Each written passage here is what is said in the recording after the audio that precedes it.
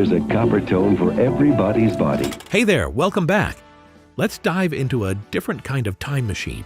Chlorine in the air, sun in your hair, and Madonna blaring from a too-close boombox. Number 1. See and Ski Suntan Lotion. Henry, see and ski me.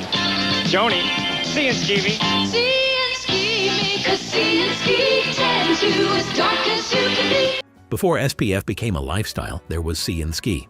It was oily, shiny, and had that distinct coconut scent that said, "I plan to sizzle." It wasn't about protection. It was about enhancement. You weren't trying to block the sun. You were trying to soak it in like a sponge. And that scent? One whiff today, and you're instantly back on a towel, flipping through Tiger Beat with zinc oxide on your nose.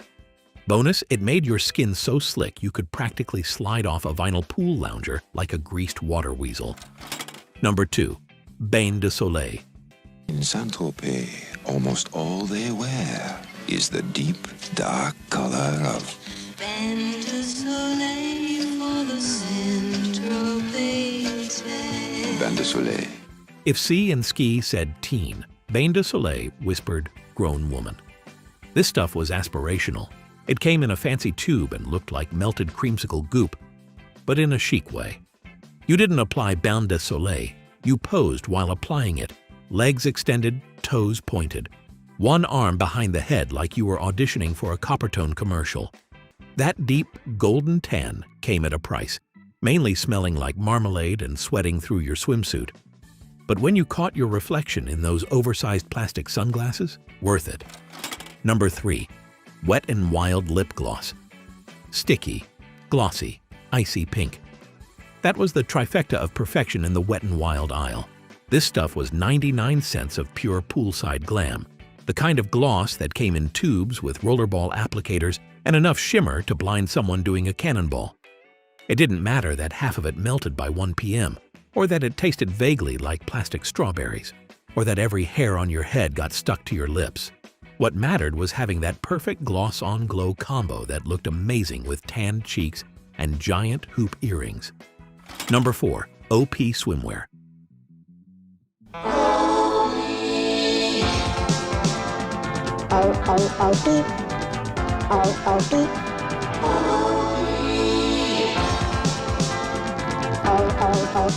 Ocean Pacific wasn't just a brand. It was a lifestyle. Having an OP swimsuit meant you were dialed in. California cool, even if you lived 3 states inland, and your beach was a gravel pit filled with hose water. The suits were often color-blocked or neon-striped, with those sporty, high-cut legs that made you feel like you were auditioning for Baywatch before Baywatch existed. Girls wore OP bikinis, one-pieces, and matching shorts, and even if they never surfed a day in their life, they looked like they could. That was the magic. OP said, "I'm chill, but also hot." And really, isn't that the goal of every teenage summer? Number 5. Teen magazines. Let's talk about the real VIPs of the pool deck. Tiger Beat, 17, maybe a little YM if you were feeling edgy. Every girl had one jammed in her tote bag, pages curled from the sun and mystery spots from who knows what. These things weren't just magazines. They were your lifeline. You took those quizzes like they were gospel. What's your summer flirt style? Or which lip gloss matches your vibe? And the centerfolds? Plastered with heartthrobs and denim vests and feathered hair that defied gravity.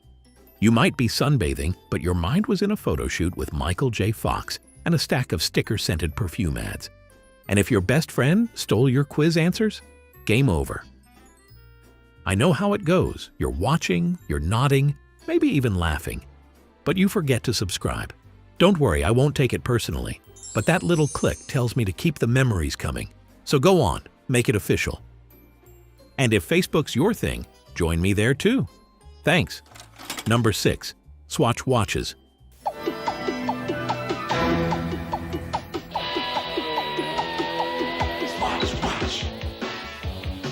Swatch watches weren't just timepieces. They were accessories, statements, possibly weapons depending on how hard you flicked that rubbery band.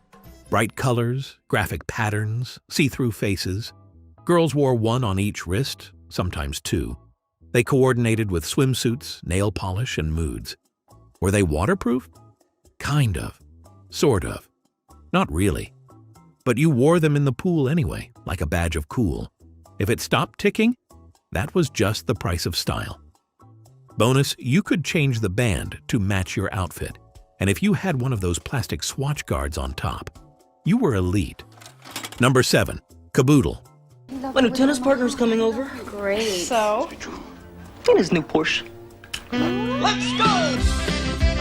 I wanna go to Hollywood. I wanna be a star. I wanna be in movies. Let's clear something up. Nobody was dragging a full-size caboodle onto the pool deck like it was a carry-on bag. That thing lived on your dresser like a mini glam station. But what did end up in the beach tote? Whatever you packed from it that morning. Before you hit the pool, you popped open that pastel plastic case and cherry-picked your essentials. Bonnie Bell, Wet n Wild, maybe a nail file or a stolen spritz of electric youth. It was like prepping for a mission.